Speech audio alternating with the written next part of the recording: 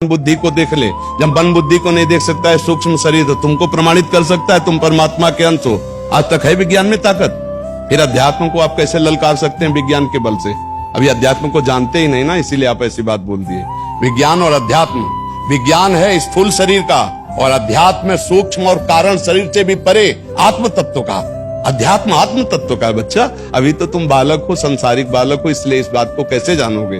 विज्ञ जन इस बात को जानते हैं। अध्यात्म स्थूल सूक्ष्म और कारण तीनों को बाधित करके आत्मबोध प्रदान करवाता है, और विज्ञान केवल इसी ढांचे को जानता है। इस ढांचे को, पांच भौतिक ढांचे को, केवल अल्ट्रासाउंड और जितना भी एक्सरा या सिटी स्कैन, ये इसी स्थूल का होता है। आज तक विज्ञान की ताकत नहीं कि मन को जान सके, बुद्धि को जान सके, चित्त को जान सके, अहम को जान सके, ये सूक्ष्म शरीर है, या स्वभाव का अल्ट्रासाउंड कर सके, या परमात्मा तत्व जो अंश है उसको कोई बता सके। आज तक कोई है यंत्र में? बताओ। तो बच्चा अध्यात्म तो हो ना, और इतना तुम्हें कहीं ना कहीं पता होगा कि तुम शरीर से कुछ अलग हो।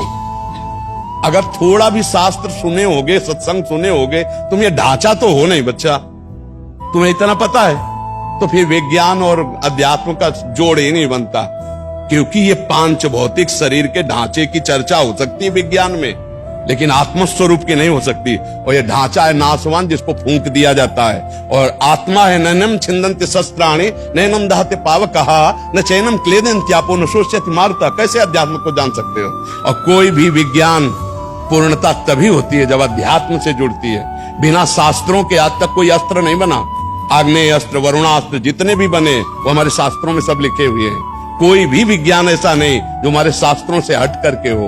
और जितनी चर्चा विज्ञान की है वो केवल स्थूल जगत की है, सूक्ष्म में प्रवेश नहीं, फिर कारण में प्रवेश नहीं, फिर सूक्ष्म और कारण से भी परे जो तत्व है वो आत्म तत्व है, और जो सबकी आत्मा है वो परमात्मा। उसका परिचय प्राप्त किया जाता है भजन से, साधना से, ध्यान से, योग से, यंत्रों से नहीं प्राप्त किया जा सकता। समझ पा रहे बच्चा? तो बच्चा जोड़े नहीं बनता, तो कुश्ती तो तब हो जब जोड़ हो। अध्यात्म और विज्ञान का कोई जोड़ बनता है बच्चा? आप बताओ हमें। तो फिर उसकी तुलना कैसे कर सकते हो? अध्यात्म और विज्ञान की तुलना ही नहीं हो सकती है बच्चा। समझ रहे हो ना? तो आज का आधुनिक जो बौद्धिक स्तर है, जब बैठे संतों के चरणों में, तब उसको समझ में आएगा कि अध्यात्म किसे कहते हैं। गणित लगाने से नहीं होगा। हम थोथी बुद्धि से नहीं बात करते हैं कि केवल तुम्हें शास्त्रीय पोथी की बात बता रहे हैं। आप हमसे प्रश्न कीजिए, अपने वैज्ञानिक प्रश्न कीजिए, हम आपको अभी आध्यात्मिक उत्तर देते हैं उसका। अब आपको जिसमें संशय हो आप बोलिए हमें। ठीक है, समझ आ गया। है?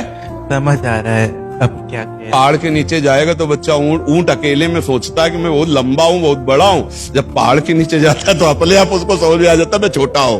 अध्यात्म को बच्चा समझने के लिए किसी अध्यात्म के डॉक्टर से मिलना होगा, तभी समझ पाओगे। अध्यात्म वैज्ञानिक को जो बुद्धि देता है, वैज्ञानिक को भी, वो ब्रह्मा है, और जो ब्रह्मा को भी बुद्धि देता है वो है अध्यात्म का स्वामी भगवान, जिसके आगे ब्रह्मा की भी बुद्धि काम नहीं करती बच्चा। हम लोग उन्हीं के दास हैं। तो अध्यात्म कोई ये कल्पना नहीं है, अध्यात्म कोई अंधविश्वास नहीं है। हम अंधविश्वास से थोड़ी जीवित है, हम उस सत्य वस्तु में जीवित हैं, उसी सत्य वस्तु में स्थित है, और उसी सत्य वस्तु के प्रमाण है। ये थोड़ी के प्रमाण देने के लिए हमको किसी और, जब पेट भर जाता है तो प्रमाण अपने आप होता है। तो ऐसे अध्यात्म अपनी छाती प्रमाण है। बचपन से अभी तक उसी अध्यात्म के खेल में रहे।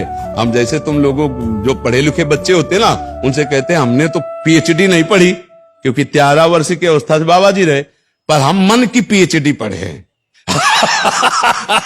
हाँ, मन की पीएचडी पढ़े, बचपन से इसी की पीएचडी पढ़ा है, तो उसी का सारा ज्ञान।